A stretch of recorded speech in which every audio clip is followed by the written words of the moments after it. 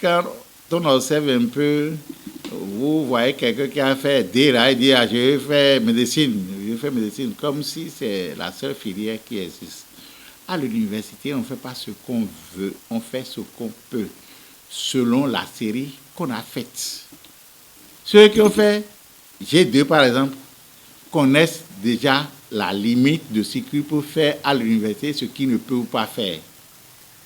Par contre, ceux qui ont fait la série D ont plus de chances d'aller dans telle filière ou telle autre filière. Bon, le problème se pose, hein, quand on réussit au bac, on a l'embarras. J'ai échangé pas plus tard que ce matin avec un jeune bachelier. Qu'est-ce que tu vas faire? Et c'est la troisième fois que je lui pose cette question. Il me dit, non, je suis en train de lire les filières d'abord. Vous voyez? Et dans les pays développés, surtout chez nous au Bénin, on réussit au bac sans savoir ce qu'on va faire après bac. Mais dans les autres pays où bon, les gens sont en avance sur nous, hein, déjà un enfant de 5 ans, de 7 ans, vous lui posez la question, quelle est la carrière que tu envisages, il va te dire en même temps. Donc on l'oriente dès le bas âge sur ce qu'il veut faire plus tard et il est formé depuis le bas âge pour. Mais ici, nous avons ce problème. Beaucoup sont reçus au bac, ils ne savent pas ce qu'ils vont faire à l'université. Il y a des séances organisées par l'État, il y a des séances organisées par des ONG, séances d'orientation des nouveaux bacheliers. Bon, on leur communique l'information et pourtant, ils reviennent à la maison, ils réfléchissent.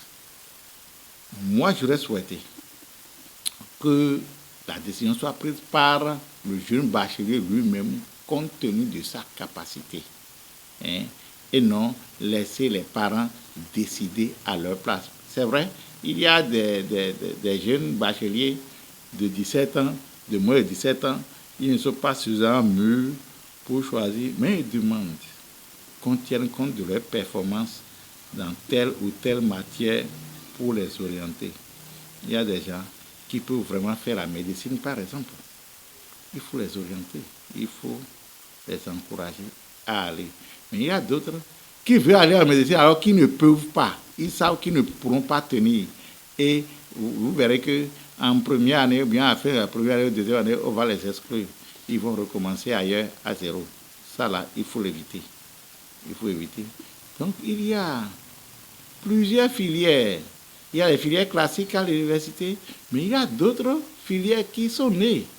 Hein, avec la nouvelle technologie de l'information et de la communication, il y a plusieurs filières aujourd'hui qui sont des filières d'avenir.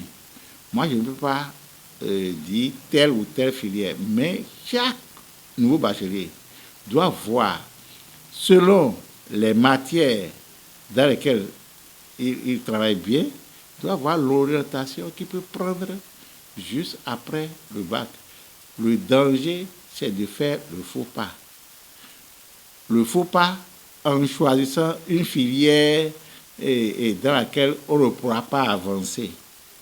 L'autre danger, c'est de choisir pour choisir.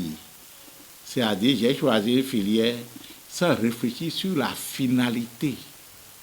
Lorsque je vais finir mon cursus universitaire, est-ce que je vais trouver d'emploi? Il y a des filières classiques aujourd'hui, si vous prenez.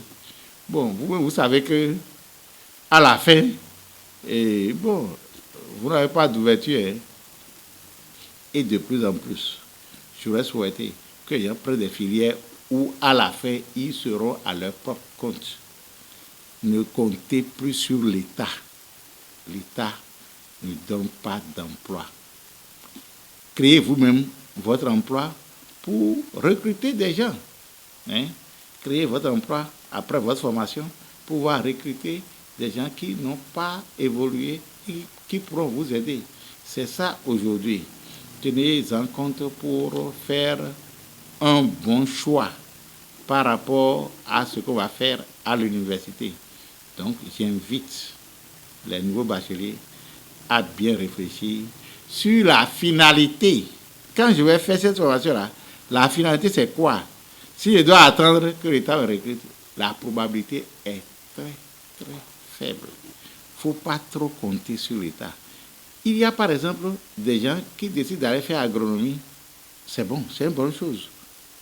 Pour aider nos vaillants travailleurs paysans à améliorer leur production. Mais allez voir ces ingénieurs agronomes, dans leur tête là, c'est que lorsqu'ils vont finir, ils vont rester dans les bureaux privatisés. Ce n'est pas du tout ça. Il faut que nous changions de paradigme. Ce n'est pas du tout ça. Ailleurs, un ingénieur agronome, il est sur sa motocross avec son sac au dos dans les champs. Dans les champs. Et c'est ça qui va faire développer le pays. Mais si un ingénieur agronome va rester dans un bureau privatisé, ça veut dire que nous passons à côté de la plaque.